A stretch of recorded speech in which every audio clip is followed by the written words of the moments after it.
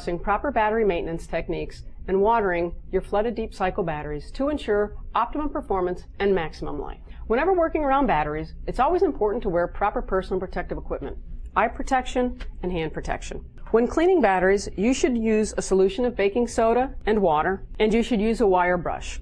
You want to ensure that the vents are properly seated prior to starting any maintenance to ensure this cleaning solution does not enter the battery. You'll apply the baking soda and water solution to the terminals and the connections and the surface of the battery to neutralize any corrosion and acid that may be left on the top of the battery. When you're done cleaning, you need to rinse the top of the battery and use paper towels or a cloth to ensure you dry the top of the battery to remove any cleaning residue. It is also important to ensure that your terminal connections are tight. You want to be sure not to over-torque the terminals, as this can cause terminal breakage. You also do not want to under-tighten your terminals, as this can cause a loose connection, high resistance, and possible terminal meltdown. When your terminals have been cleaned and tightened, it's important to put an anti-corrosion spray or a silicone gel on the terminals to resist corrosion. A very important part of any battery maintenance program is the addition of water. A deep cycle flooded battery will lose water during the charge cycle, so it is important to replenish the water that is lost.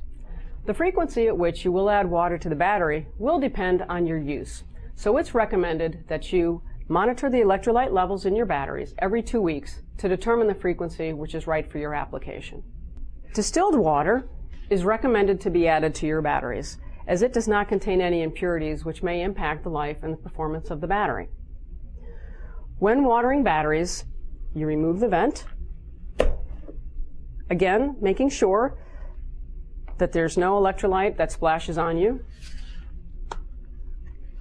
You look inside the cell and you add the appropriate level of water to each cell, making sure that the final electrolyte level is 1/8 of an inch below the bottom of the vent well. You would repeat that procedure for all of the vents, and when you're complete, reinstall the vent,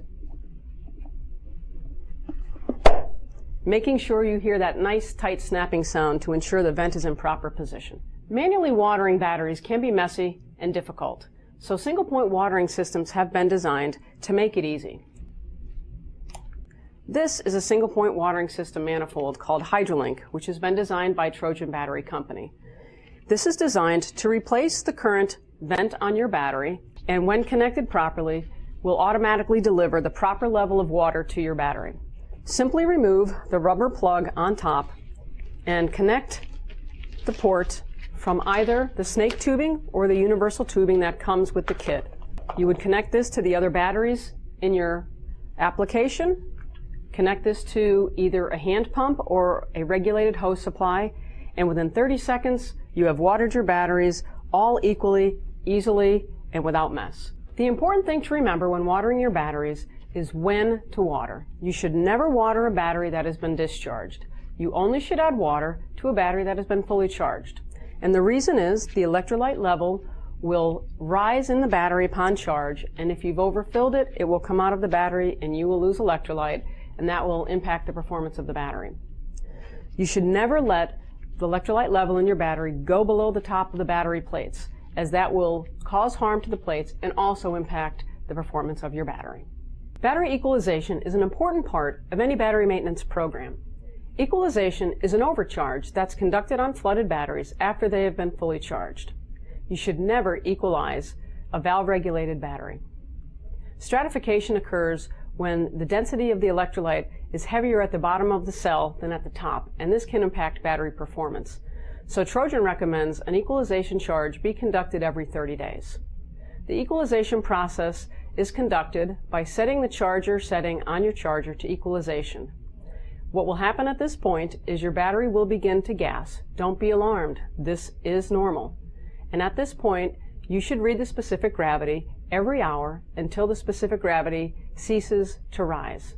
And you should then stop the equalization charge. If your charger doesn't have an equalization mode, you can also perform equalization charging by unplugging your charger and plugging it back in on a fully charged battery. Some chargers on the market today come pre-programmed with equalization charges to be conducted every 30 days.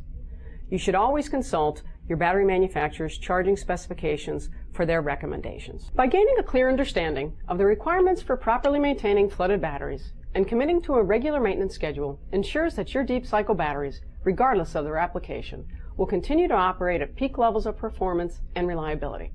Always be sure to read the manufacturer's user's manuals, which should provide important information on installation